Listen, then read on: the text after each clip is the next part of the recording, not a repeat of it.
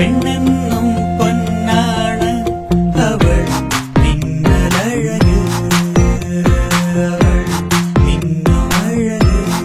നീയാണ് സ്വർണം, നിനക്കാണ് തിളക്കം. ഒച്ചൊഴിയും വേഗത്തിൽ നവീകരണം നടക്കുന്ന കൂറ്റനാട് ചാലിശ്ശേരി പാതയിൽ അപകടം പതിവാകുന്നു. നവീകരണ പ്രവൃത്തികളിലെ അനാസ്ഥയാണ് അപകടങ്ങൾക്ക് ഇടവരുത്തുന്നതെന്നാണ് ആക്ഷേപം.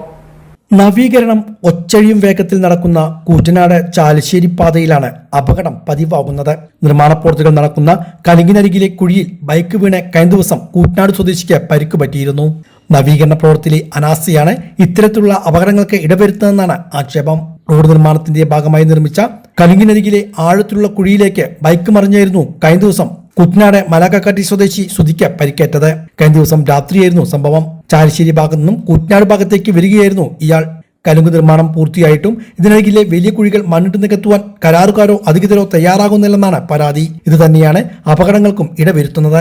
എന്നാൽ അപകടം നടന്ന് ഏതാനും മണിക്കൂറുകൾക്കാൻ തന്നെ അധികൃതരെത്തി പ്രദേശത്തെ കുഴി മൂടുകയും ചെയ്തു. കഴിഞ്ഞ 2 ദിവസം മുമ്പും സമാനമായ രീതിയിലാണ് ഇവിടെ ഇരുചക്രവാഹനം അപകടത്തിൽപ്പെട്ടത്. പാതയിലെ പല ഭാഗങ്ങളിലും പാതി വഴിയിൽ കേൾക്കുന്ന നിർമ്മാണ പ്രവൃത്തികൾ യാത്രക്കാരെ ദുരിതത്തിലാക്കുകയാണ്. കൂറ്റനാട് ജുമാ മസ്ജിദിന് സമീപത്തെ വെള്ളക്കെട്ടും ദുരിതം സൃഷ്ടിക്കുന്നുണ്ട്.